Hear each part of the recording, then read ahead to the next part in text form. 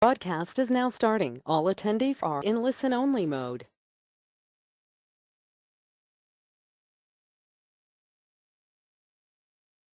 Okay, hi everybody, and welcome to, gosh, I wonder, Michael, what number is this? We're quite advanced in our numbering, but I think we're around the 55th reading or 54th reading, something like that. My notes have reading number 56 and webinar number 116. Okay, well, we've been at it for a while, especially considering that we've had to have some little breaks. I'm just letting everybody know, Tuija and I will do our best. We had kind of an iPod issue. It just decided it wouldn't go. So, that could affect tomorrow's broadcast on the Soul of Nations, but I do think we'll be all right. We'll find some kind of workaround. Then starting Sunday, and then Monday, Tuesday are off, and Wednesday, we will not have programs because we'll be away for a little while. And but on the 4th too, so Wednesday, Thursday. So this coming Sunday and Wednesday and Thursday we'll be away, and then on the 5th in the morning schedule, 5th of July. I know it's one day late for all of the hoopla. We'll be dealing then with the broadcast for the reappearance of the Christ. So let's just have a little alignment first, and just happy to see you all here. That's great. And I'll welcome you in a minute.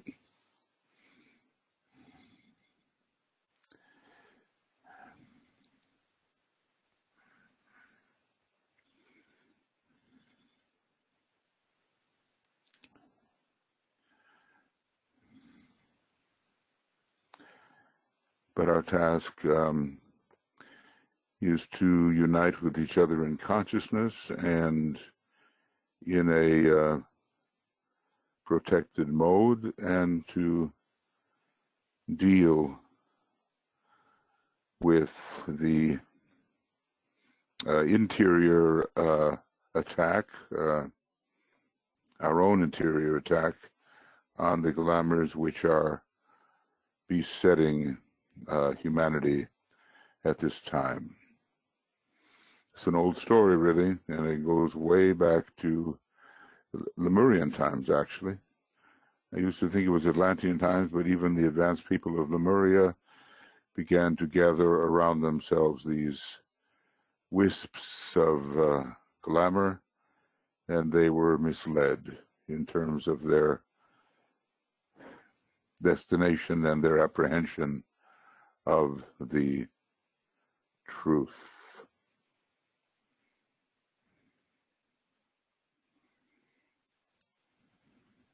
So now it's time to do something about it in an organized way.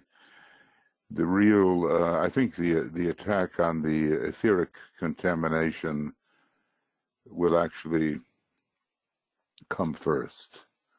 And we've been given a very powerful meditation in Rule 10 of the rays and the initiations to help clear out the various courts and divisions within the etheric body.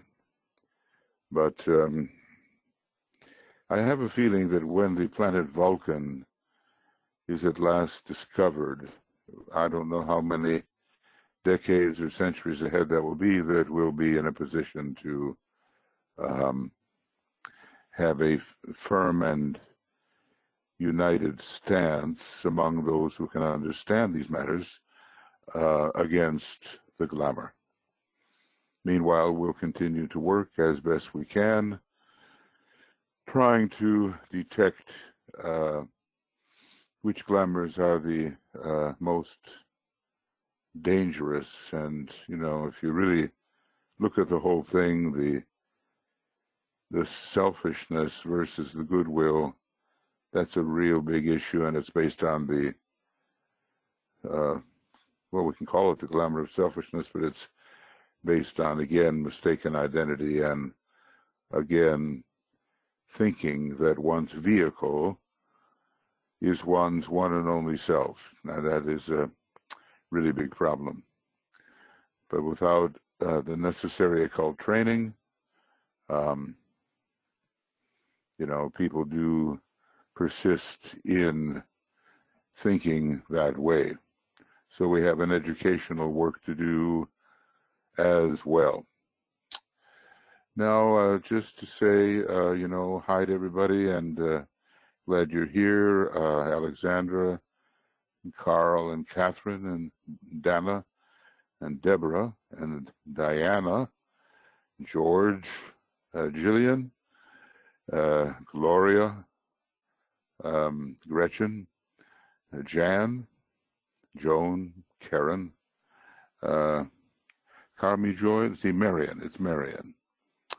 Okay, and Catherine, and Laura, Lenny, Margot, Mariana, Martha, and hold on, I jumped a little bit too far there. Yeah, Michael, and Yanka, and Olivia, Aristo, Rose, Stephen, Suzanne, Tia, T.U., Yvonne, and Zenaidi, and then Veronica, and over here on the staff side, managing the technicalities, BL, Joe, Michael, Stacy, and Tuija is over there as well, and basically this work was impulsed by Olivia, Tuija, and myself, and of course it's going on all over the world, so among the esoterically inclined people, so the three of us invite you to continue your strong attention to it. Now, in this particular group, we're reading Glamour World Problem. It's made up of the instructions that DK gave his Glamour group. It just didn't start out like a book, it became a book. And thus it is when we work on the broadcast for the reappearance of the Christ, we're reading the reappearance of the Christ, which I think should be done every year. And when we work on triangles, we're reading as well a very important section of about 100 pages in esoteric astrology on the triangles, and there's a lot more to that. So I think that will go on.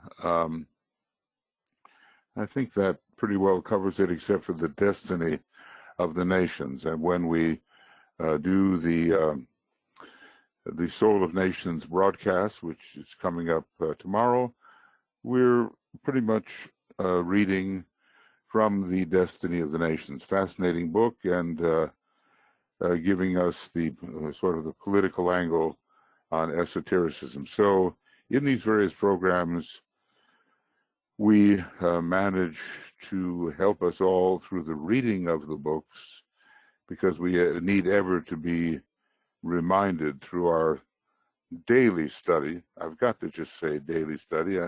That's the way it was in the arcane school. There came a time when certain things loosened up a bit, but you were expected to put in your daily at least 1 hour of study. And, whether that's enough for you or not, you can decide.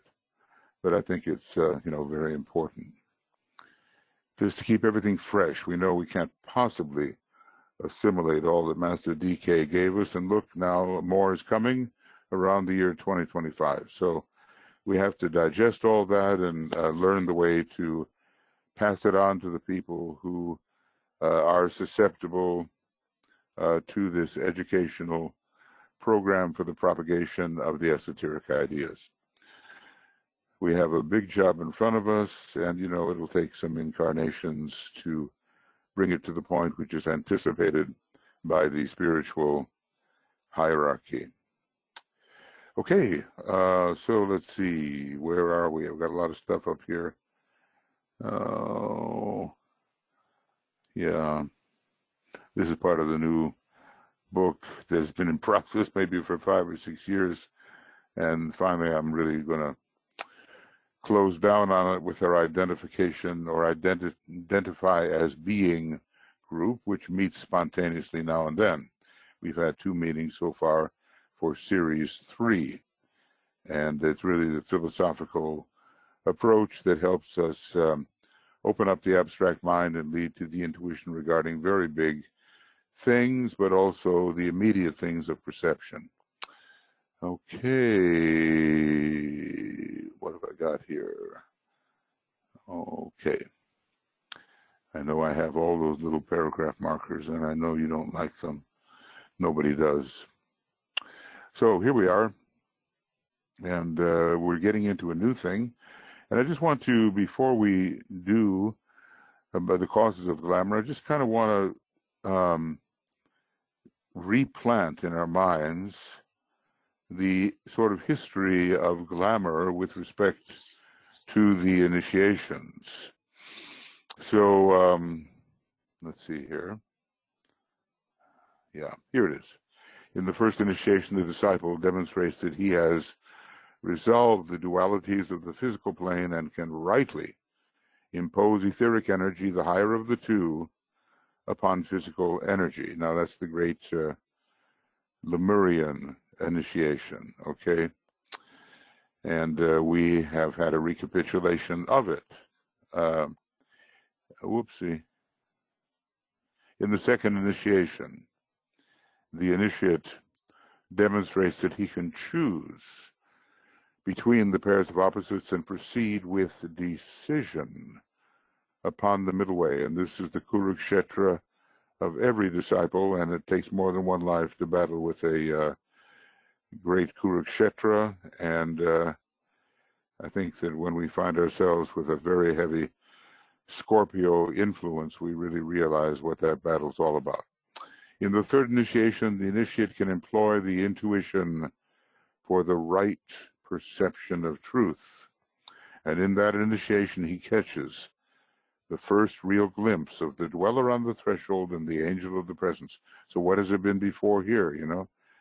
Just some unpleasant reflections, say a fang here and a claw there, you know, something about our negative self, but not looked at in wholeness. Now, finally, at the third degree, when we really are the integrated personality, integrated with the soul, we also see the soul as facing that integrated being. But it does keep going, this material on the dwellers. So, you know, we dealt with this before, but I think it needs to be reemphasized. In the fourth initiation, the initiate demonstrates the ability to produce complete at-one-ment between the higher and the lower aspects of the soul in manifestation. You notice he's really calling the personality the lower manifestation of the soul, and sees the dweller on the threshold, the very powerful and completely integrated personality, merge into the angel of the presence. And this is real soul infusion, as I've said, and then something that lies far ahead for all of us, but maybe not as far as we might think if we really apply ourselves during the Aquarian age. Maybe we'll be ready by the age of Capricorn, who knows? In the fifth initiation, and here words fail to express the truth, he sees the dweller on the threshold, the angel, and the presence merged into a divine synthesis. So now the three are one, and the monad is also called into activity, or called into consciousness. It's always active, but behind the scenes and in a way we cannot yet understand. So, okay, so he's given us this little bit of understanding, but it should be enough to see at what stage we find ourselves and what particular battles we are fighting. And in a way, there's battle all the way. And he says so. He says, you know, he did it in the context of the Second World War, but he did say, see that you battle. And given the resistance of the substance of our vehicles, it's going to be a fight. As that great Scorpio initiate, St. Paul, as he let us know, because he had an amazing battle and he won through. So here are the causes producing world glamour, and as we look at these things, we don't know how far we'll go yet, but as we look at these things, please make note of anything you might like to look at a little more strongly, or any questions that you may have or statements you may have relating to the subject. So the causes and producing of the world glamour, and hopefully, okay, that's not going to be what I want, but it will be in a minute. I'm going to write in purple tonight to bring these things in. All right. The causes producing world glamour can be divided into three groups. You see how orderly the Tibetan often is in his presentations. Planetary causes, about these we really can't do too much. Then B, causes initiated by humanity itself. And C, causes induced by any individual person, which are nevertheless founded and based in the two above groups of conditioning factors. So the big factors are the previous planetary conditioning and also humanity as a whole. And we are by no means yet emerged from the glamour problem, but we are in a position of sufficient intelligence and sensitivity whereby we can begin to emerge from that. Okay, planetary causes. These causes are two in number and beyond your finite comprehension. Maybe something about us on the higher worlds or in the higher worlds would understand. I only state them and ask you to accept them as reasonable speculations and possibly accurate hypotheses. He always approaches with humility, and of course, this prevents the devotee attitude. The master said it must be true. Well, of course, that's true sometimes. Well, it is true, but it's not a good state of mind to be in. You have to think it through for yourself. So number one, actually, he says these are two in number, okay, planetary causes, and you might even call them solar systemic causes, I think, the way he's going to describe it. Number one, the causes inherent in substance itself. Substance is a kind of subtler matter which underlies the world of effects out on the outer plane. The atoms of which all forms are made, and there are many different levels and many different types of atoms, have been inherited from an earlier universe. Notice he calls it universe when he really means solar system. So when you see that word universe, don't think he necessarily means the grand entirety of cosmos. He can mean something as small as a solar system or as a galaxy, etc. So they've been inherited from an earlier universe or solar system and are therefore tinged with or colored by the results of that great creative manifestation. We know right now, I think all of you know by now, that we're in the fifth of 6 or 7 solar systems, and we're in the second of the major solar systems. So 4 solar systems, 3 of them minor, have gone before us. And they're like incarnations of the solar logos. Another one is to come. It's based on will. And then somehow in the method of esoteric counting, there is a 7th solar system, which is probably seen in the eternal now and has to do with combining all 6. Okay, so they're tinged or colored by the results of our previous solar system. The effects produced in that expression of divine existence constitute predisposing factors or initiating causes in this solar system and the planetary life. And I've pointed out before that the 3rd star of the Great Bear is out of alignment.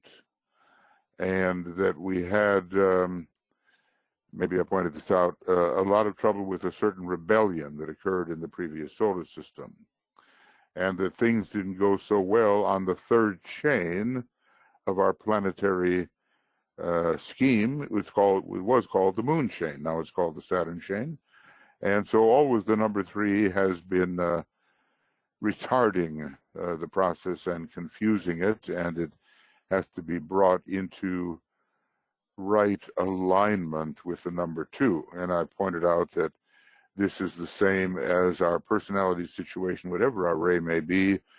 The generic second ray soul has to come into harmonious response with the generic third ray personality, whatever your rays may be, because personality is ruled generically by the third ray and soul by the second ray. So anyway, these conditioning and inherited factors cannot be evaded. We live on a planet, you know. They determine the nature of the life urge, I suppose, within all kinds of beings, and the trend of evolutionary unfoldment. In other words, we have a lot of third ray momentum still with us, driving us in a direction which was really suitable maybe on the moon chain or in the previous solar system, but is not so suitable now when the theme of our solar system is different. So these conditioning and inherited factors cannot be evaded. They determine the nature of the life urge and the trend of the evolutionary unfoldment and the innate tendencies which all forms possess, such as the capacity to grow, to unfold, to orient the type, and to express in time and space the archetype or pattern, and to outline and determine the structure of the kingdom into which science divides the natural world. I mean, every form seeks to perpetuate itself and pretty much preserve the laws and the kind of energy configuration that it is, whether or not it's in alignment with the higher demands of, let us say, this solar system. So this tendency to perpetuate the past, I guess, is called inertia, which in physics would be, the tendency of a body at rest to remain at rest, or the tendency of a body in motion to sustain that motion. And we have to sort of reorient this third-rate tendency. These are but a few of the inherent, okay, excuse me, every once in a while I just get this horrible entrance from the side and still don't know what to do about it. So anyway, I'll do my best with it. These are but a few of the innate, inherent characteristics of substance itself, inherited and conditioning our present manifestation of divine life. And really, there's nothing we can do about it. These are the conditions on our planet. Now, this is the next problem here, and it's still part of category 1. And category 1 is all about planetary causes. I think I'll kind of maybe underline that and bold it a little bit here. So substance has these tendencies, the atomic nature of which our vehicles are built, and now the life or manifestation of planetary logos, our planetary logos, the one in whom we live and move and have our being, is determined by his own nature. Now, what is that nature? A cosmic initiative of the first degree. If you want to see something interesting, go to a treatise on cosmic fire, page 384, and you're going to see sort of the initiatory status of our planetary logos and of our chain lord, perhaps, and what's going on right on our little globe, and how the solar logos is going through an initiatory process too. And they have their numbers. So what about this being? He's an imperfect God, very perfect as far as we're concerned, relatively, but in terms of the higher beings, not so much. The one in whom we live and move and have our being, that life or manifestation is determined by his own nature, and he's struggling very hard right now. We understand on the cosmic astral plane to move his focus on the cosmic astral plane from the fourth plane of struggle to the fifth plane of illumination. To us, that great life embodies perfection. And after all, when we take the seventh initiation, think of it, we stand before the planetary logos, not Sanat Kumara anymore. The Sanat Kumara aspect has been reabsorbed. We stand before the planetary logos. That great life embodies perfection, and the qualities which distinguish him are those to which we direct our highest aspiration. But from the angle of those lives who are ahead of him upon the cosmic path, the sacred planetary logoi, the planetary logoi of the three synthesizing planets, from the angle of those lives that are ahead of him upon the cosmic path, and he says, I speak symbolically and in terms of human experience, he is among the imperfect gods. He has not, worked out his higher chakras yet, and he still has trouble with his astral body, we're told. Now, right there is the realm of glamour, and he is the victim of what's called on that high cosmic level the glamour of personality. We can only imagine what it is on that high cosmic level, but okay, he has not solved that particular problem. He's in a masculine incarnation, even though, called Mother Earth at times. This is a masculine incarnation for this planetary logos, and for the planetary logos of Venus, a feminine incarnation. These imperfections, hindering unfoldment, or the perfect expression of divine energy when brought into conjunction with the inherited qualities and biases of the substance through which he must express his life, his purposes and intentions, produce the seeds of death and decay which characterize our planetary evolution in all four kingdoms of nature. Now, we have a first ray monad on this planet, and the monad is always ruling life and death, and when life shall end, and when death shall take over, and then when life shall re-begin, these cycles of life and death.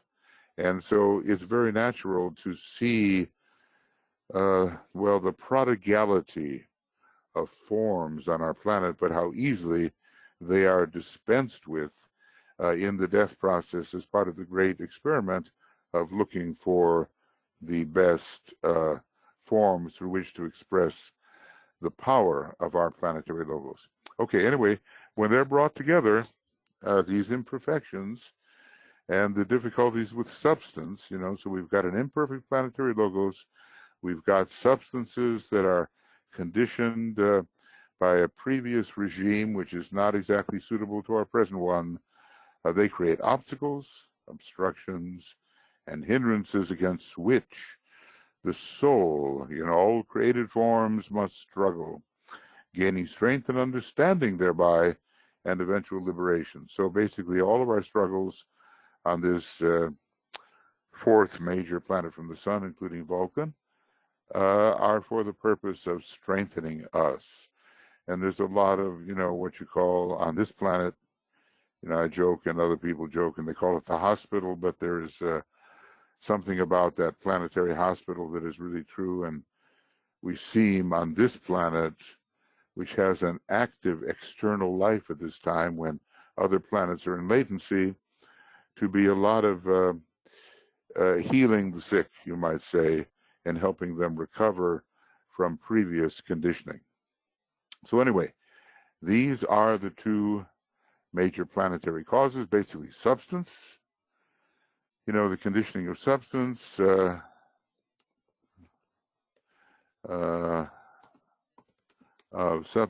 and the state of the planetary logos, evolutionary state. They cannot finally deter the soul from emancipation. We have the soul is a big thing, but we largely deal with it in terms of the self-conscious units like man. They cannot hold him back and deter him from emancipation, but they can and do hinder and delay. And a lot of people are very subject to this previous condition. You know, in the old saying, the love of money is the root of all evil. Well, you know, you might take that back a little further and say the love of one's own desires is the root of all evil. We have an example there of how the third aspect of divinity is retarding our progress. So they can hinder and delay, and DK tells us at one point, and I think it's in Esoteric Psychology 1, watch out, you know, you could delay yourselves by 300 years in terms of the entrance into entry in the correct manner into the New Age. It is useless for men to speculate upon these hypotheses with their present inadequate equipment and type of brain. Nothing would be achieved, and you would be none the wiser. So we probably accept what DK says as a working hypothesis. And, you know, we don't have to go too far in thinking that we can necessarily solve it ourselves. Probably there are so many things that he gives us that since we do trust him, we accept, temporarily at least, until either proven or proven different. Now here is a really important one. There are causes of glamour initiated by humanity itself. And later, maybe we'll learn something about that type of humanity who were the initiates of the previous solar system and who were determined to stop progress. And we call them the Lords of Form or the members of the Black Lodge, etc. Slowly, step by step, humanity has created and intensified that glamorous condition of consciousness, which we call the astral plane. Now, there is matter of a certain vibration on those levels, but the forms particularly, so many of them just don't belong, constructed out of the matter of what we have called the astral plane. You can't have a discontinuity.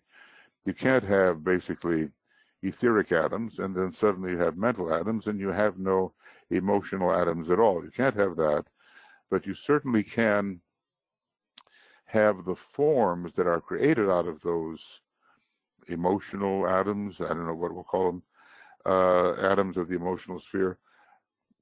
We can have better forms and non-obstructive forms. And basically, we've created a whole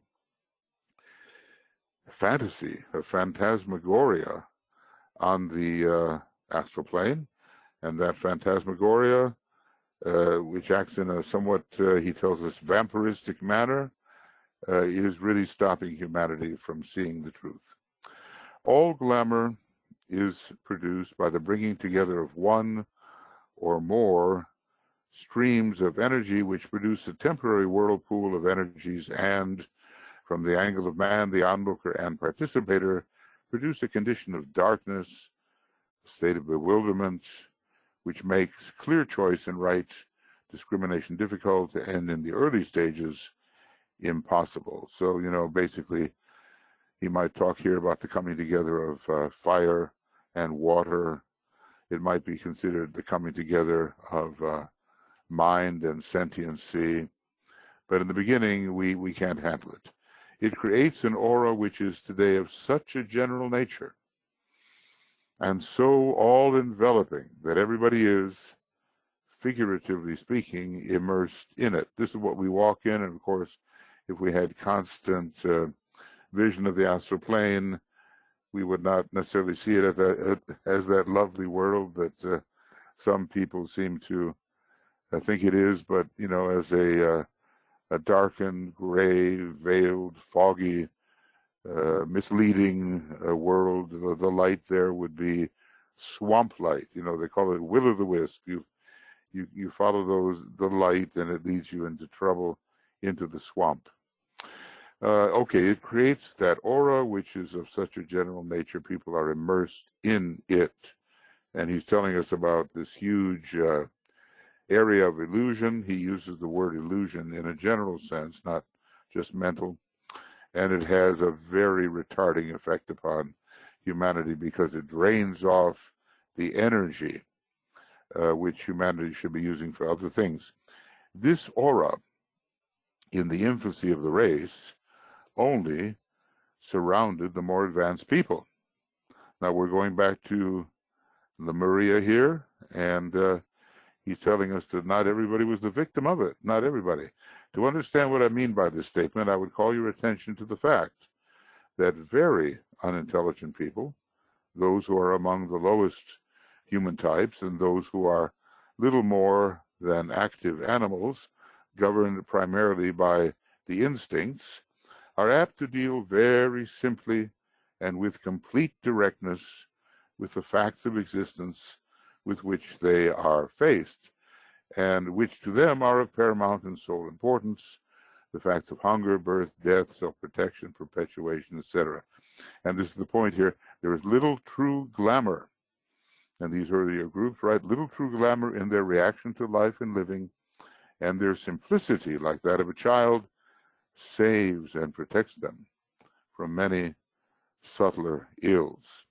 So maybe, when we go back to those groups that even now have still quite a strong Lemurian impress, and not a later Lemurian impress either, we will not find much of the complexities of the emotional plane and its glamours that we find in the average human being of today. Their emotions of this group are not subtle, and their minds are unawakened.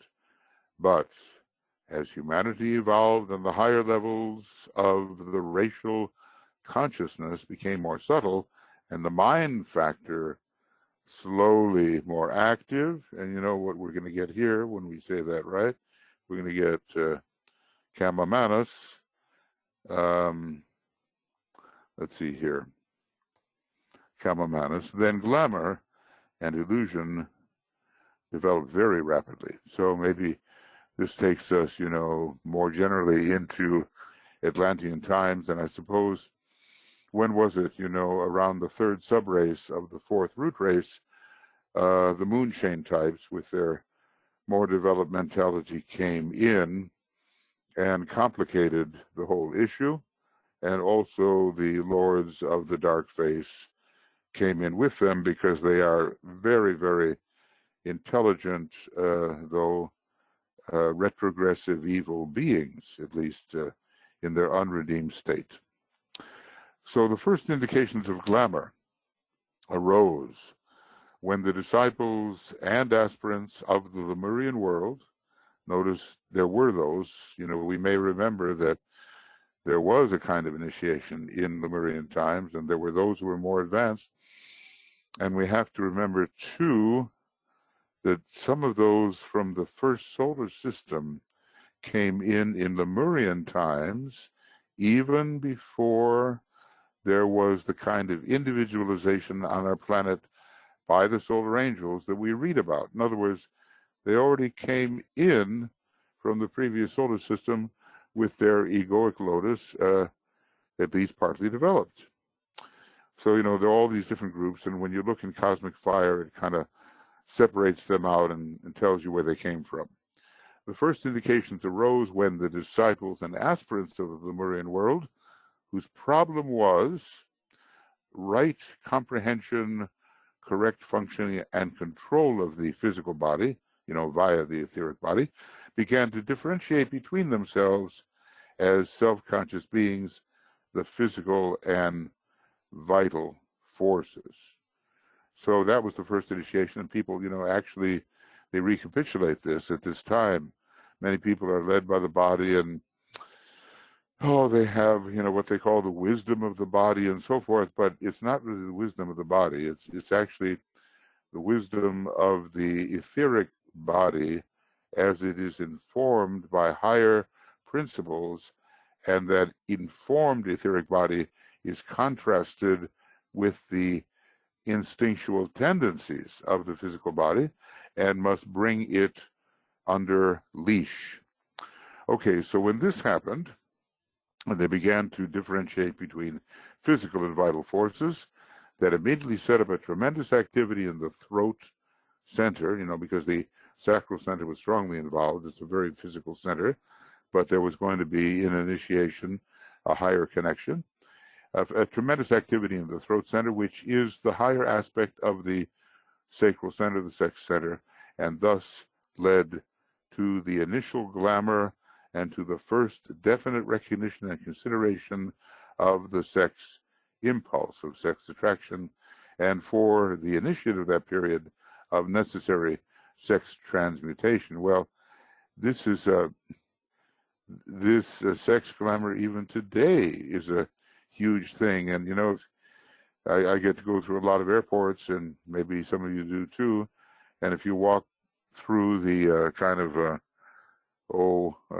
stores, I guess, that they force you to walk through in order to get to where you need to go, you see how much this sacral center glamour is really applied, and how they use it to sell concrete objects and so forth. You're just assailed by it, and it's still very much part of human thinking. Well, I guess it is partially because we are in the Aryan race, which in a way is resonant with the early Lemurian, later Lemurian race, when initiates and aspirants did exist in Lemuria.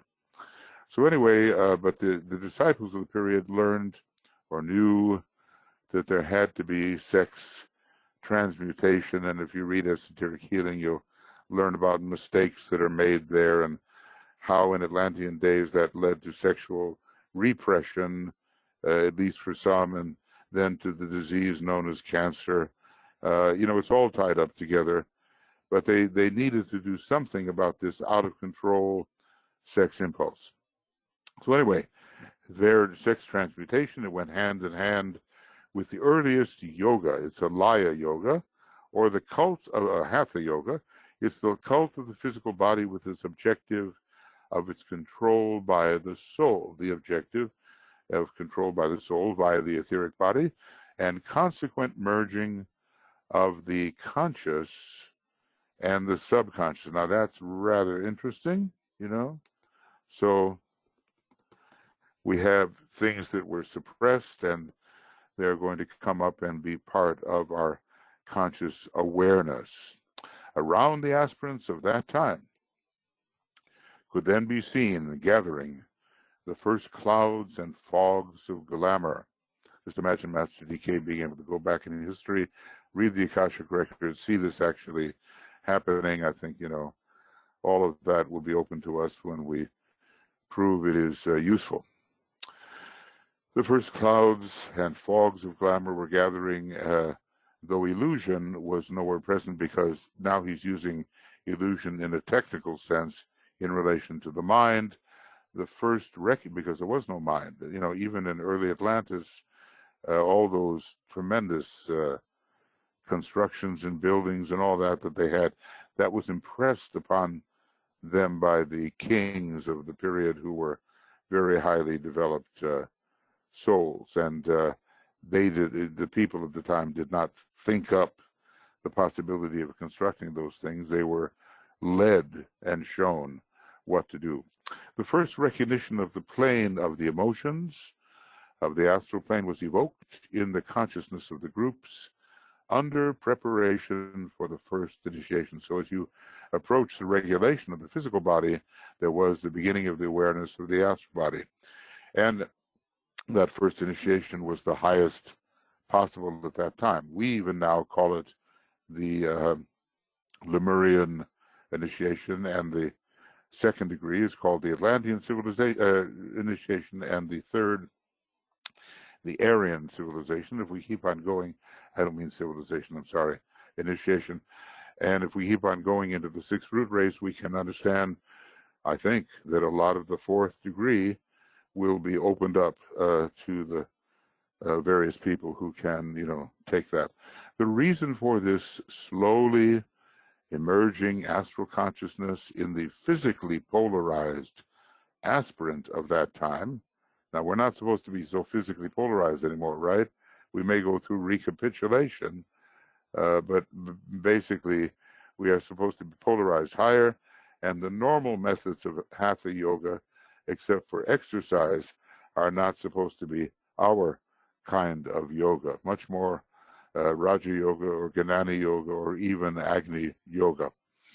So anyway, this slowly emerging astral consciousness in the physically polarized aspect of that time was due to the fact that one of the secrets of initiation consists in the right understanding and use of the consciousness which is aware and capable of functioning upon a higher plane than that on which humanity as a whole is at any given time living. So always the initiates will be a little bit ahead. And if humanity is just cultivating the concrete mind at this time and is becoming really efficient in the use of the concrete mind, the aspirants and disciples of the world are expected to cultivate the abstract mind, or the higher mind, or the soul mind, and even the intuition to a degree. Okay, so functioning on a plane higher than that on which humanity as a whole is at any given time living. Hence, in the Lemurian times, the physically centered man who was on the verge of admission to the path, remember, when does the path begin? Really, it's hard to say, but it's pretty well brought in that the path really starts at the first initiation. Okay, so if you feel that you are an initiate of the first degree, you are on the path. I mean, if that is a true understanding. Now let's see. I can't, just keep on reading here. It's very interesting, but maybe just a little more. The physically centered man who was on the verge of admission to the path was aware of one, the physical duality wherein his consciousness was accustomed to function normally, and of the conflict between the physical body per se and the vital etheric body. Even now we have these kinds of conflicts. The physical body may be lazy and just feel like doing resting or not applying itself, but some kind of energy coming through the more organized etheric body says, get up, you have work to do. It can be a very, very simple thing. The physical body goes in for all the instincts, but something higher coming through that organizing, patterning etheric body says that's not the way to go, and hence the conflict. Number two, a dimly sensed higher consciousness. Always that's the case with initiates. They always sense ahead, okay? A dimly sensed higher consciousness which was distinguished by quality and sentiency. Sound like familiar words? The soul is the quality of life, and it's reflected in the astral body, and sentiency, well, the astral body is sometimes called the sentient body. This was all that he could, at that time, contact upon the most familiar plane today, the astral plane. So we go way, way back, millions of years ago, and he's just getting into astralism, and with it, a lot of trouble. Number three, a growing sense of self-identity, which was the awakening soul or self. The master, the soul is considered the first master in that meditation we use called the master in the heart. The soul is always the first master you meet, and indeed, the soul is a master and beyond. The master who was to lead him out of the purely physical consciousness into the next divine stage, the astral consciousness. Forget not, through familiarity and fatigue of conflict, I've had enough, attrition, the divinity of each developing step. You might say, surf it. We have too much, and we're ready to move on, and we're just fed up with the way it has been. Thus, it will be apparent to you, if the above is a true statement of fact, that glamour arose from the recognition of these factors in consciousness and was the result of man's reaction to the complexities of his own constitution and the energy of his own soul. And I think, probably that's it. And when we start next time, and let's see, Friday the what? Friday the 5th. Yeah, we'll be starting Friday the 5th, and it'll be a morning. We'll pick up right here, and that'll be probably the first that we can do, given Tuija's and my schedule. So we're on page 108, or really beginning 109, and I think we've read quite a bit here. Yeah, from 103 to 109. So let's just see how we go. And I'll transfer this down here so as not to get lost. It's so easy to get lost in this. He's telling us this big story about how it all developed. And when we use a term like millions of years, that's, it's easy to say, but do we really conceive what that means? Even when a century seems to be a long time, do we really know what that conceives, or what that can mean? So this will be the 5th of July, and we'll be starting from 109, and this will be a morning meeting. All right, very good. That's interesting. So much of what HPB gave us was the history of this planet, a lengthy history, which is hardly conceived even by Orthodox thinkers today. When was it Bishop Ussher?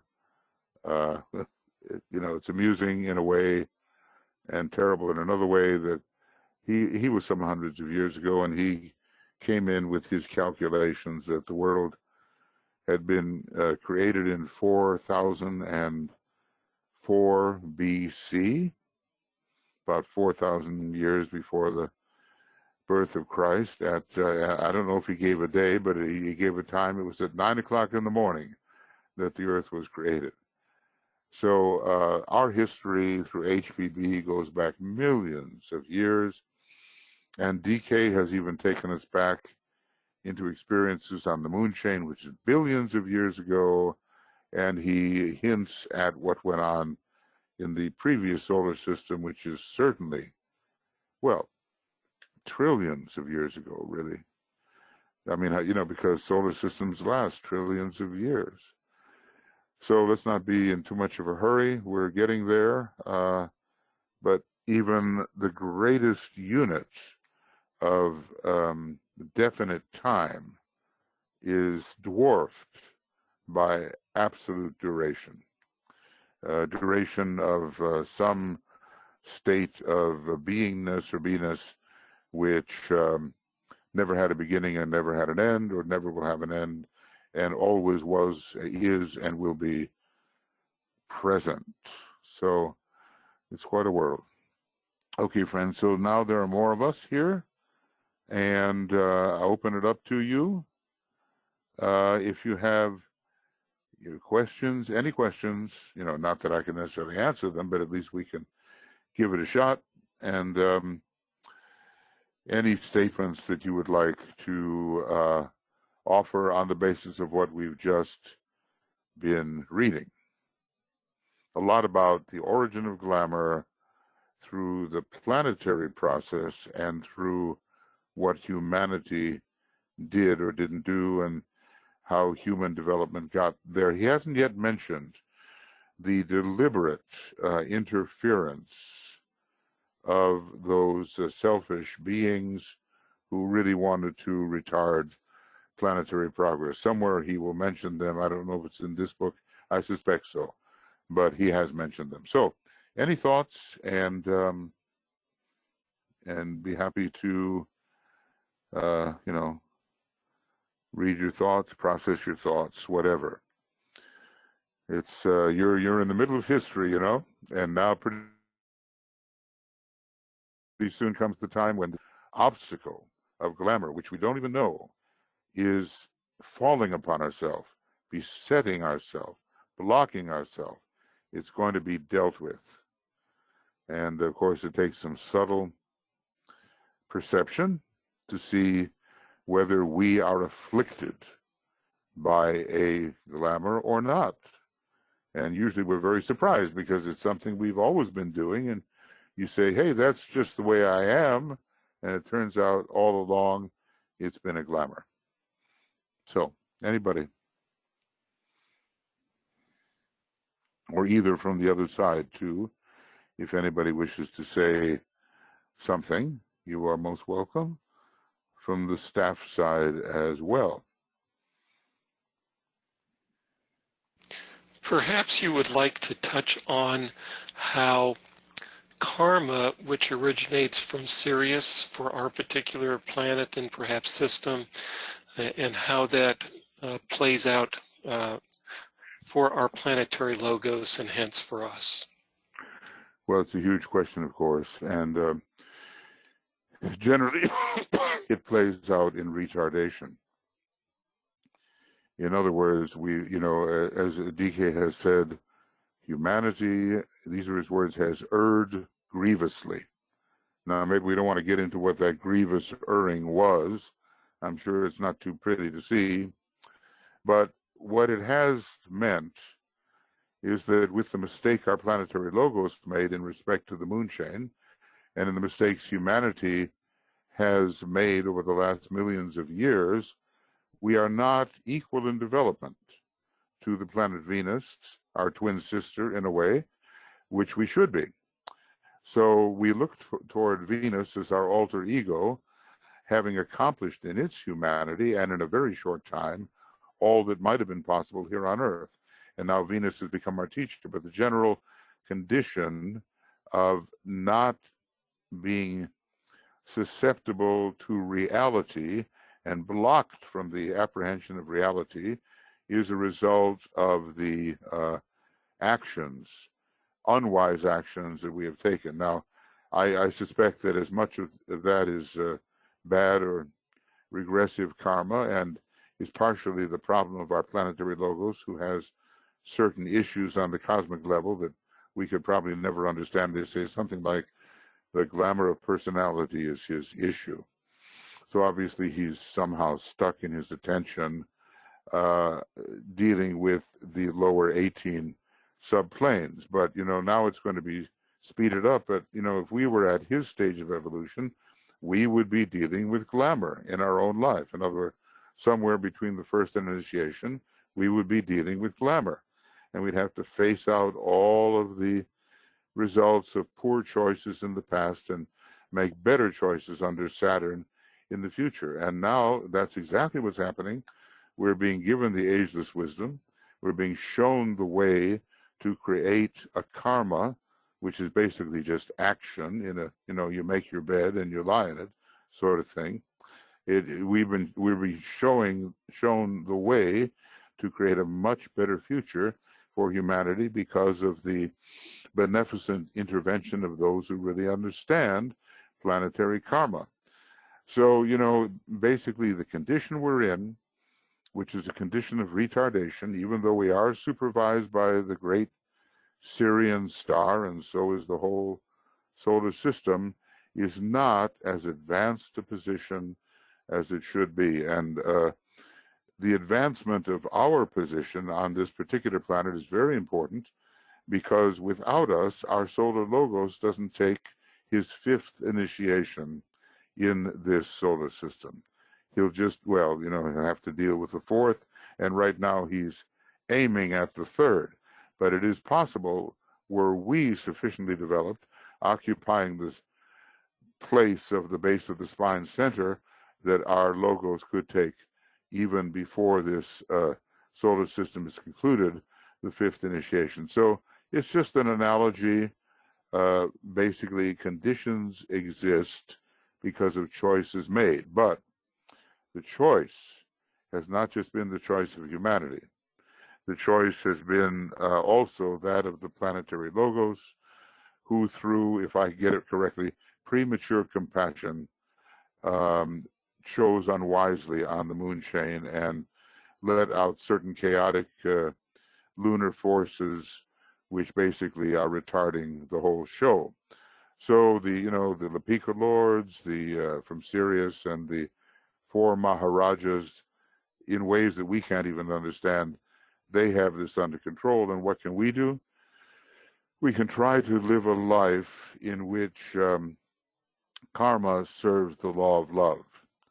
See, basically, the law of karma brings harmony, and it's a fourth law, which is interesting. The intermediate law of karma is a fourth kind of cosmic law, and it brings us back into a condition of harmony in which the love and wisdom aspect of our solar system and of our planet can emerge.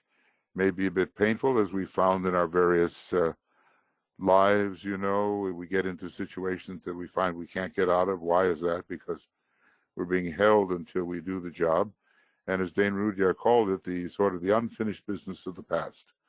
So we have a lot of making up to do, and people like ourselves have a responsibility in this regard, because we're being taught the ageless wisdom to help go now faster rather than slower, as has been the case, because we do understand then the law of cause and effect, and we live according to the second law of the soul, the law of magnetic impulse, the law of polar union, it's called, and it is ruled by Libra, the sign of karma. So once we start living the laws of the soul, we're going to be contributing a lot more to the progress of our planet in general. It's a huge subject, Michael. It's huge. Yeah, I know it is. Frida has written, DK mentioned the bringing together of one or more energies. What might he be referring to?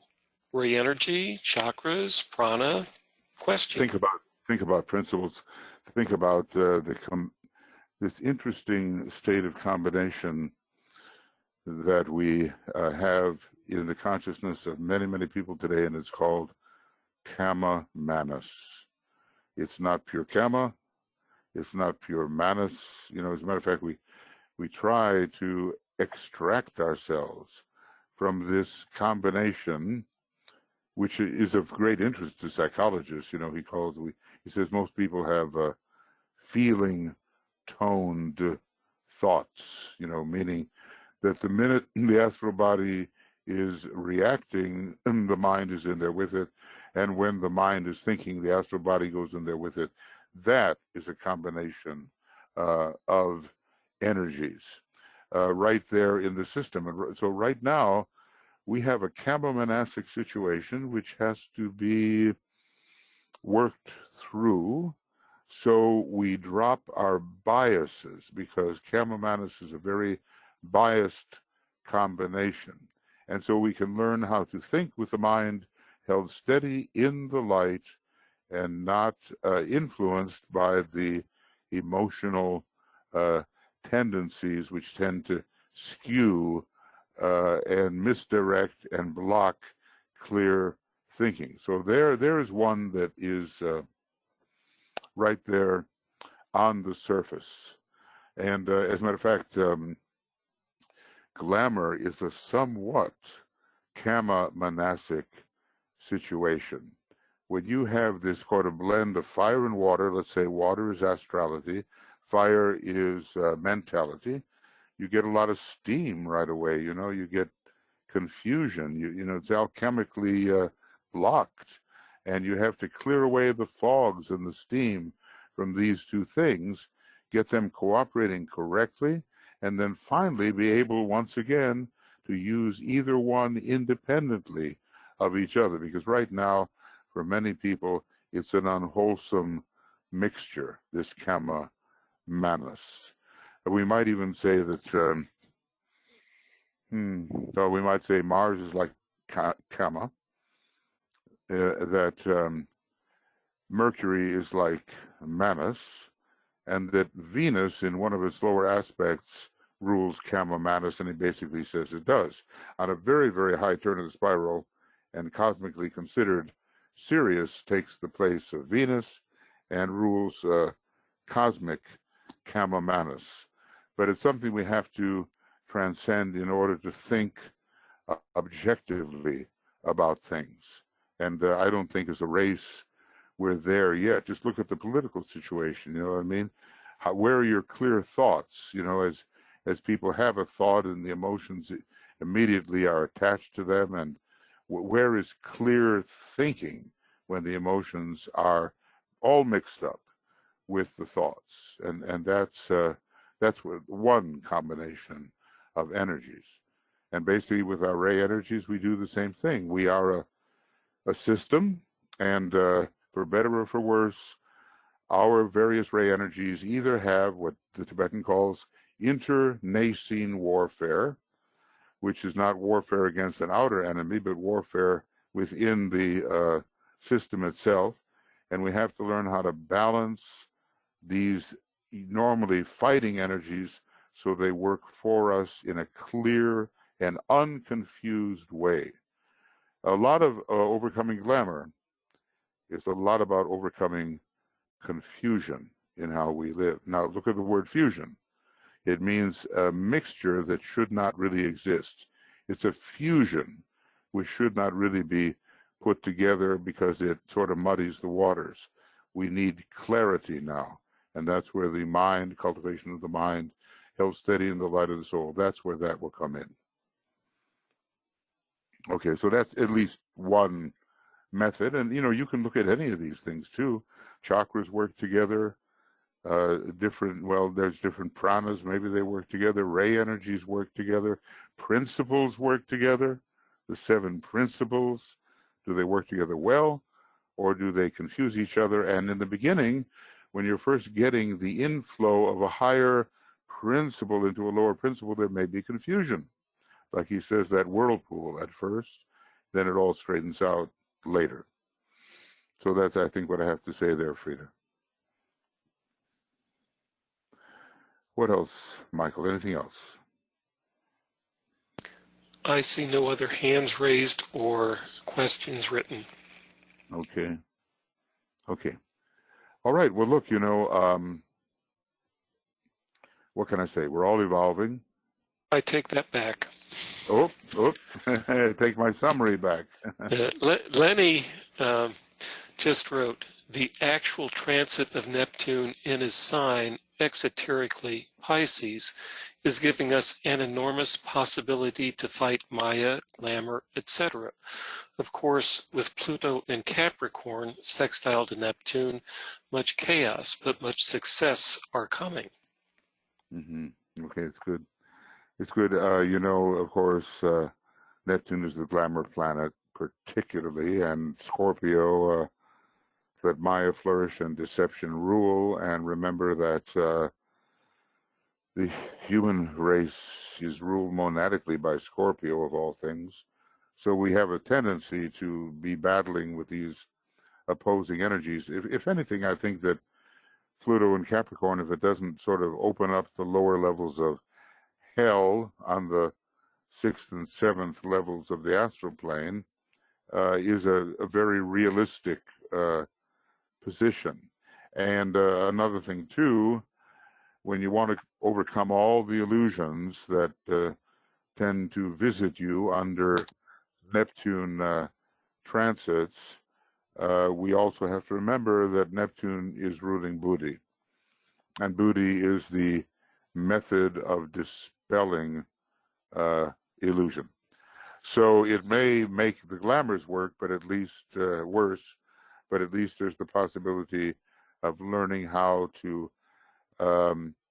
rightly interpret our misinterpreted ideas and thoughts. So it can be used for high, it can be used for low, and let's just say that the disciple, through the power of devotion, what does he say? Dedication, glamour, devotion, that's the sequence. Just go to page 340 and you will have raised and initiations, and you will see the sequence in every case for every initiation. We can resolve this Neptunian effect. It also rules Pralaya. It also rules the rising oceans. It rules the coming apart. It rules flooding. And, we're getting a lot of that. And when the hierarchy says they know what will happen, but they're not allowed to speak of it, I think it has a lot to do with the kind of abuse of the planet by humanity and the kind of the climate change that may be partially human abuse, but also partially the initiation of our globe, and that we will be forced as a race to come together to deal with these ecological issues. So, hang on to your hat, because the next 100 years can be quite determining as we reach, according to the precession of the equinoxes, we're almost in the first degree of Pisces right now. You know how it goes backwards from 30 to 1. So I think I figured it out. I forget now what the DK Ayanamsha is. It's pretty big. But anyway, we're pretty much with the vernal equinox getting ready to point into the last 72 years or so before the Aquarian age. Aquarian age begins in 2117. So that would be 2047, 2045. And here we are about 25 years from that. So another 25 years, and then the vernal equinox will be pointing into the very first degree of the constellation Pisces. I don't know exactly how DK figures that out, but that's what he said in a letter to Roberto Assagioli. And so we're really ending the age of Pisces. He says it's got to end pretty much by the end of the present century, and the sixth ray going out at the same time. But we may have this recrudescence of both the negative Pisces and the negative sixth ray found before we finally get into Aquarius at 2117. So let's just watch Neptune. I'm really interested about, a lot of things are dissolving, falling apart. The floods are coming. The oceans are rising. They talk now about environmental apartheid. Is that it? That so many of the poor people of the world are going to suffer grievously in the climate change and the rising of the oceans because they will not be able to afford to protect themselves. Sounds pretty horrible. But something will have to be done as humanity pulls itself together. And I think, the younger people are not going to be standing for the bad old ways. So I think that a common enemy, in this case, maybe an environmental enemy, partially self-induced by humanity, but also induced by the initiatory changes through which our planet is passing, will help humanity come together and solve this problem. And notice, after Neptune in Pisces, we're going to have Neptune in Aries. Now, if there's not a symbol for the coming of the Christ, what is Neptune in Aries? I'm not saying he arrives. I think it has to be more like 100 years from now, given, this is my own opinion, but given all that has to be done with the masters and the planetary centers and all that, I think it's going to be a while. But the whole idea of signaling in the year 2025, Neptune in Aries, that is the coming of the Christ. And in a way, that whole process really kicks in, the externalization and the plans being laid. And so, one has to be optimistic about it. I think, I think so, Lenny. Anything else, Michael? I don't see anything right now. I'm not seeing any. Okay. All right, friends. Well, good. So we're good. We'll continue our study of glamour because, we don't want to fall into this business of the glamour of having no glamours, especially at the point in evolution that we find ourselves. The majority of the disciples in DK's groups were facing the second initiation at some point, and not necessarily in that present life. Could have been 2 lives ahead or 3 lives ahead, whatever. But anyway, the second initiation was their goal. And at such a time as that, one is really trying to overcome glamour. I'm recalling one of the individuals who was offered in that life the opportunity to take the second initiation, but he couldn't, or he didn't, because the glamour in his life was excessive. Okay, it was excessive, and that was quite a high soul. So anyway, keep that in mind when you think about where you are and what you're doing. Alex, go ahead. Hello. Hi. Go. Can you hear me? You're on. You're on. Yeah. Sorry for being so late. I was clicking the wrong thing. Yes. Question.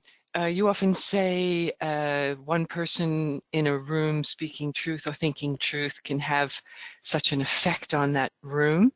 My question is, what is the critical mass needed of clear thinkers to affect the kama manas in the world, the emotional thinking? What's a critical mass of clear thinkers required to help clear up all the unclear thinking that goes on? Let me give a very clear answer. Okay. Here comes a very clear answer. More. He basically, just more. He basically said, look, before World War II, in the 30s, a big goodwill effort, 1935-36, was launched, but there were not enough. And we never got specific about that. It's just that we know there is such a thing as a critical mass. We've heard this interesting thing about triangles. It came by the way of occult gossip, you know how that is. And that Alice Bailey had said to one of the office workers back in the old days that if we could just get 100,000 triangles, we could turn it around overnight, So, that was a kind of a critical mass. All we know is that without knowing the numbers, we've got to act as if there is a critical mass, and wherever we are and whomever we meet, and we have to spread the occult understanding and work with it ourselves, as few as we may be, work with it ourselves to turn it around. Heavy visualization, the use of mantrams, the use of just very clear thinking and the projecting of these thoughts into the atmosphere. We are all very responsible, and we're responsible in a group sense when we can do it in a group, even more so. So I wish I could. I can't, I wish I. Thank you. What can I say about the numbers? I can't say, and probably it's not even measured entirely by numbers, but it's measured by the intensity of contribution of those who are working. You see. So what does he say? Every triangle, I forget exactly, but it's according to the strength of feeling in one case, how they're built, and the strength of will. That's what makes for a strong triangle. Yeah. So anyway, I assume things are rolling along in England. You'll keep us informed before long. And I was watching things rolling along in America, which made me ask this question, because so just take this current event of the Democratic debates, and so we had to watch them later than they happened. So an event happens. It could be anything. It could be something like this. It could be an earthquake. It could be some terrorist attack, and then you listen to reports about that. So then you're listening to opinions about the event, and so what's clear is that the media is manipulating what the most of the population are thinking, and they don't realize it, because of lack of clarity. They don't realize it. They don't realize that they're being manipulated, and they don't realize that there's a motive behind that manipulation of what they're thinking. So I just felt, overwhelmed by listening to opinions, when what I actually saw, who was the winner, who was the loser, Yeah.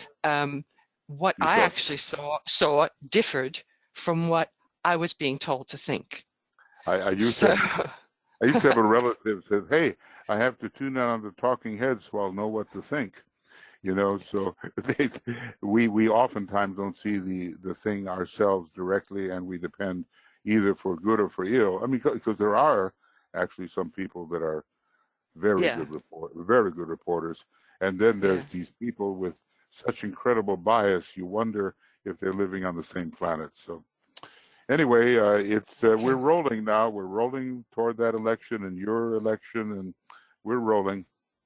Let's do our job. Thank you, okay. Alex. Thank Thank you. you. Okay. All right, friends. I think now we go on. Yeah, we go on. And thank you for being here. So now let's have our something here. Formula for the dissipation of world glamour. Yes. Put that here. And get rid of all the little paragraph markers. Yep. Okay. There we go.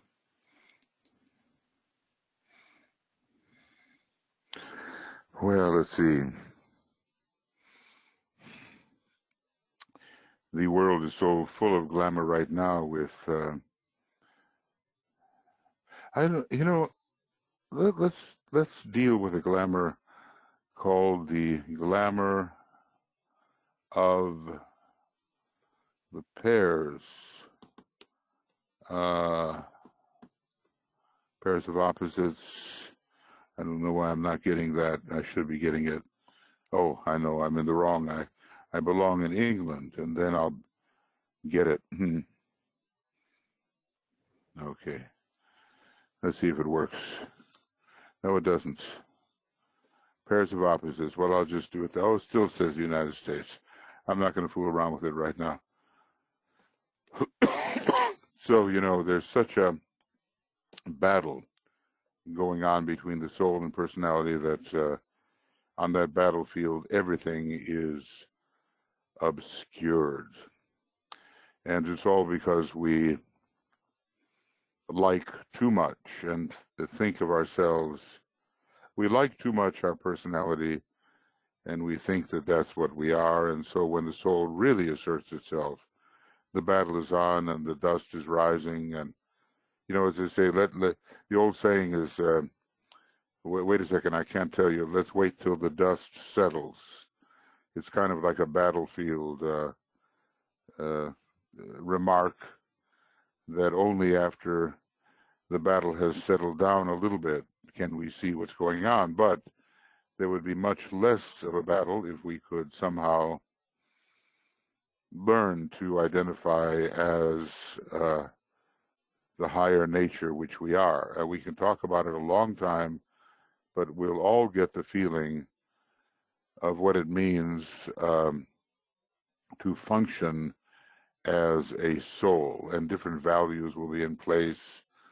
It'll be a more lighted perception and a more unitive, loving perception.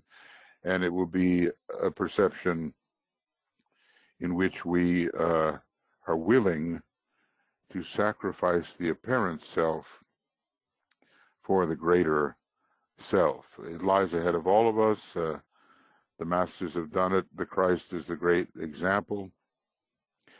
The old saying about him, that he's they call him the man for others. And Tuija and I went to a far northern place in Norway up there, to a kind of convent where they do some beautiful music in the evening. And the name of the convent is something like totus tuus, meaning entirely for you, something of that nature in Latin. And we're selfish, the selfishness is so endemic, so internalized that it's even hard to see. But it is possible that we can resolve this issue of the battle between the pairs of opposites. So indeed, the soul wins, and the personality becomes a sub-ray of the soul ray. That's what we want, and that takes place when the higher aspects of the personality ray can blend with the soul ray. Like, for instance, with the fourth ray, instead of the conflict side so much, the harmony side comes into play and merges with the soul ray, whatever it may be. So we'll kind of look at this battle that's going on and the lack of true clarity and true sight of reality that comes because of this ongoing battle, and the way of resolving it by somehow identifying correctly instead of with the lower part of ourselves. Okay, we'll do that.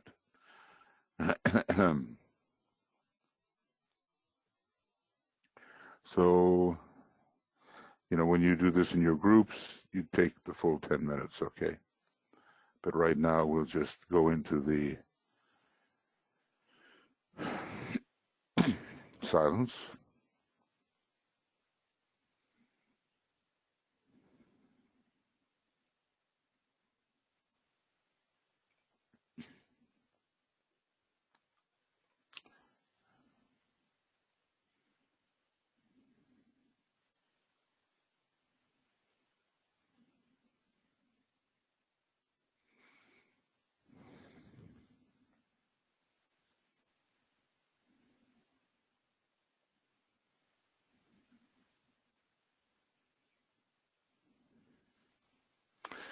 And the coherence of the group can be felt gathering and intensifying in the silence. But since we're entering that plane of the greatest illusion, as he calls it, using the word illusion in a general sense, we will use the protective formula, tracing lines of light in this divine cross that we're going to make between the forehead, the middle of the chest, and the two eyes.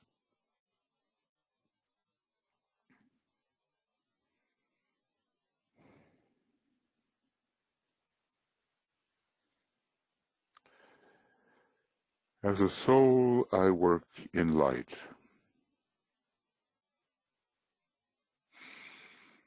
And darkness cannot touch me.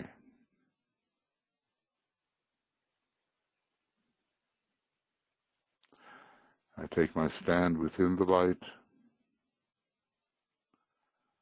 I work, and from that point, I never move.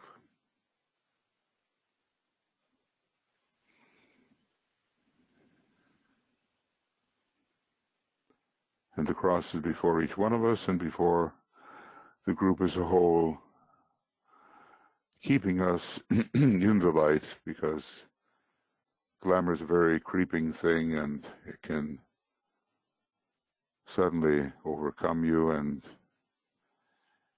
you hardly know what happened.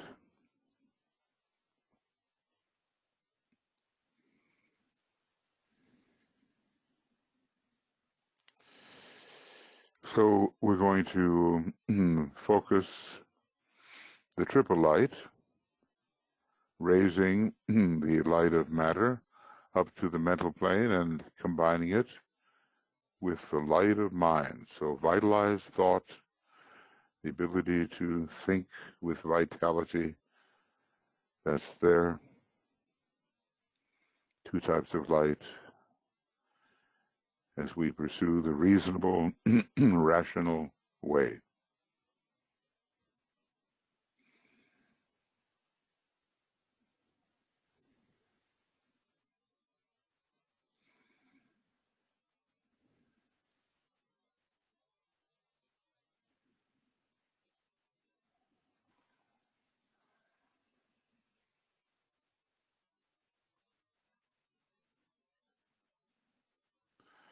And then we reach up, as it were, into the soul light,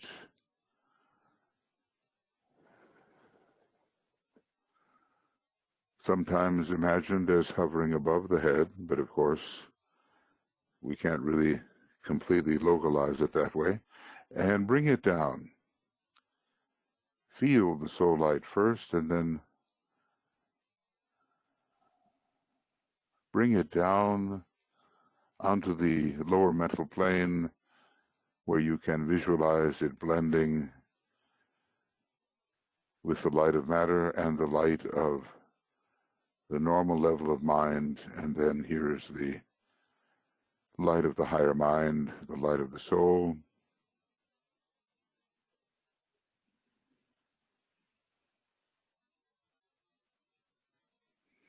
And three lights are one. Three lights are one. See if we can not only visualize that, but sense that it is so.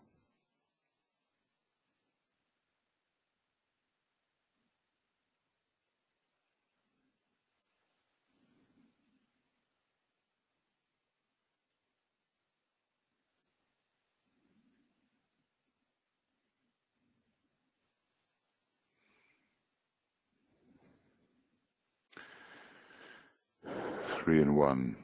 And then we say together, holding the vision of the three lights as one, the light is one. And in that light shall we see light. This is the light that turns the darkness into day. The sacred word.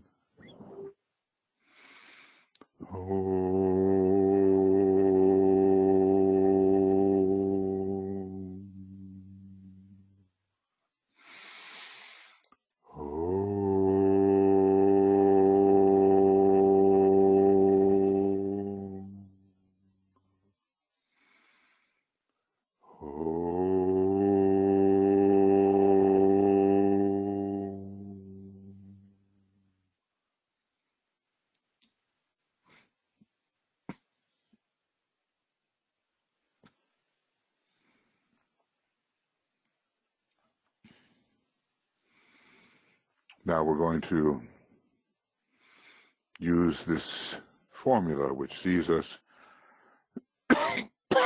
connecting the world of the soul and of truth with the subtle world of glamour.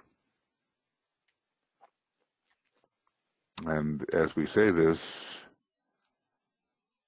our searchlight is going to be turning on, and imaginatively it's going to be shining out, shining into that subtle world, but subjectively it's really out. It's subtle but not subjective. Be shining into that world of confusion and delusion, the astral plane. And so we say, radiance are we and power.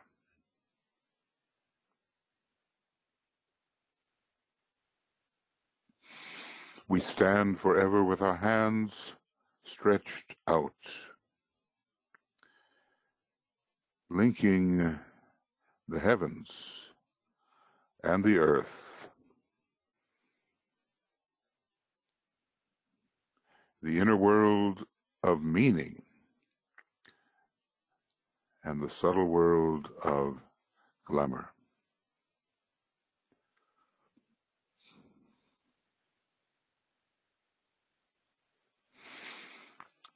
We reach into the light and bring it down to meet the need.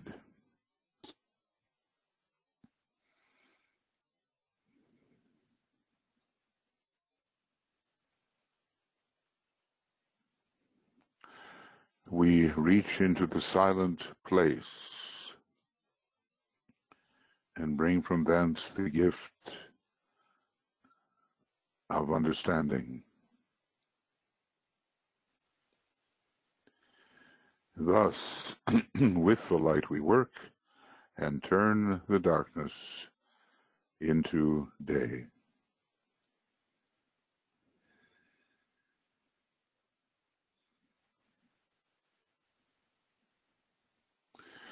So from the world of meaning, which is the world of the soul, assisted by the intense light of mind, we will turn our searchlight onto the astral plane, and it will serve at least a dual function to find the areas of glamour and to dissipate those areas of glamour.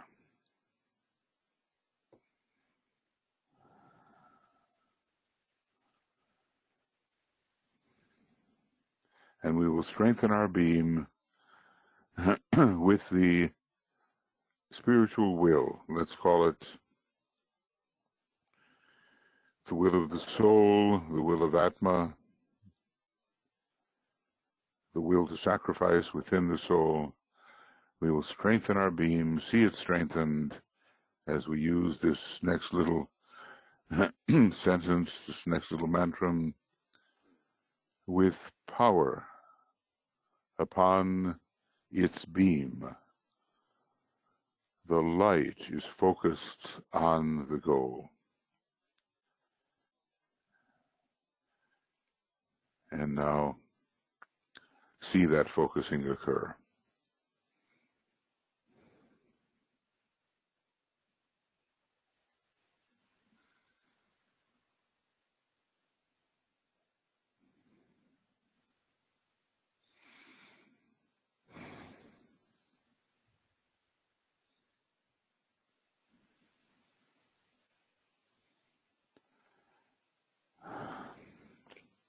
Now we're going to call it the glamour of the pairs of opposites, and of course in that conflict in a way between fire and water and between the higher energies and lower, a lot of glamour gets kicked up, other glamours. So it's a fundamental cause, this struggle between the pairs of opposites. And we're going to try to put our attention on the higher of the pairs of opposites so that it can easily overcome the lower personality tendencies which want to obscure reality.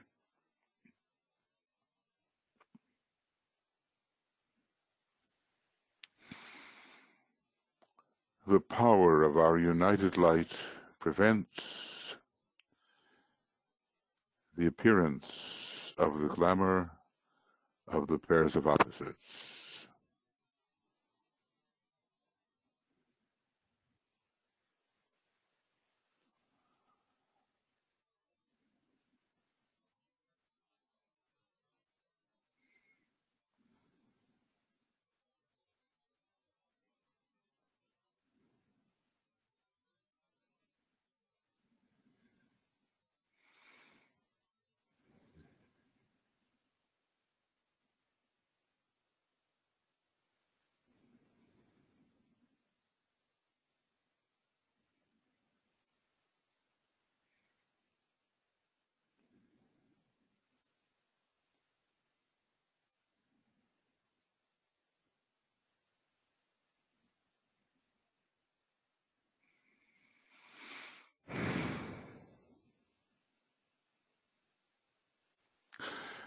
The power of our united light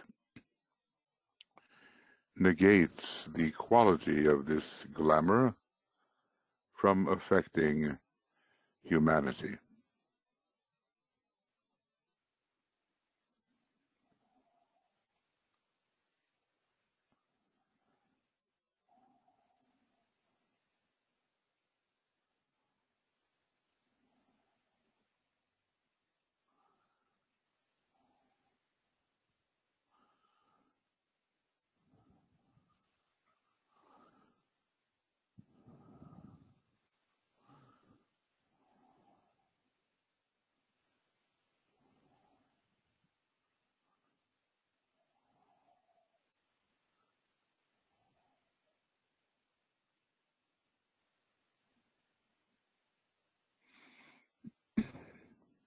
Finally, the power of our united light destroys the life behind this glamour.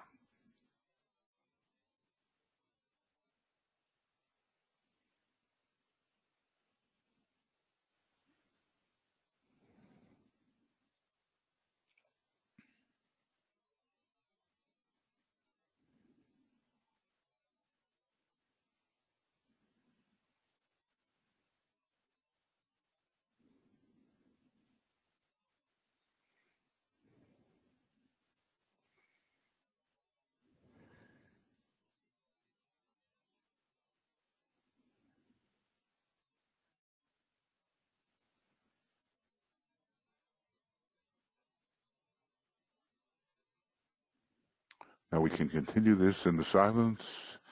We'll have 5 minutes of silence as we visualize the light penetrating into the glamour of the pairs of opposites and producing its weakening and its dissipation. As he says, 5 minutes of silence and intensity of purpose, and we see the work proceeding.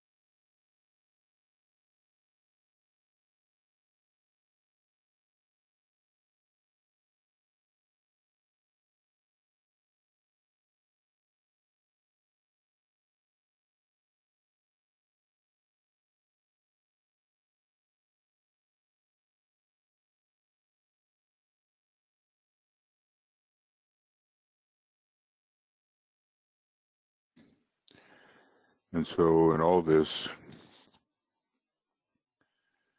it is the soul that has to prevail, who we are on the higher mental plane, who can see with clarity in the world of meaning. And we will not be misled, deluded into falsehood, and the truth of things will be made plain to us when the dust settles. But the dust can settle sooner if we put our attention and cultivate identification as a soul and stop being so attached to the personality aspects. So let us withdraw our beam into the three lights as one, and put those lights where they belong.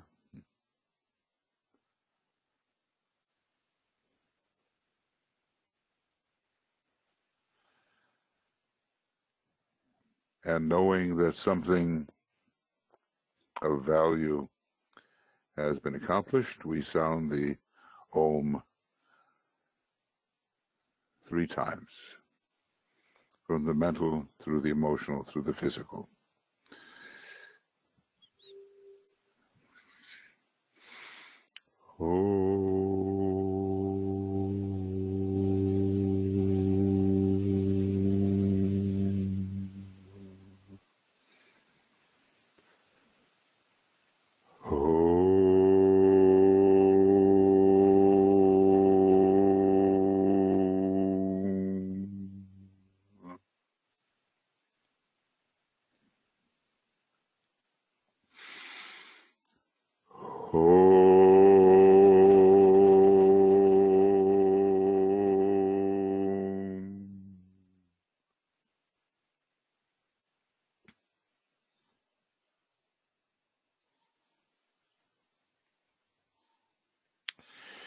Okay, friends, thank you for being here, meditating together.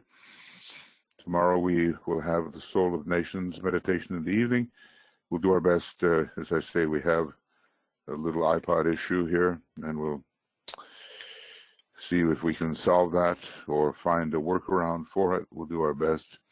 Just go to the normal YouTube link, which by now you have, because it works for all broadcasts. And starting Sunday, we will be gone, and we'll be gone on Wednesday and Thursday also, but resuming again the glamour work in the morning on Friday, the 5th, I think it's the 5th of July. Okay, lots of love, many blessings, and see you soon. Bye-bye.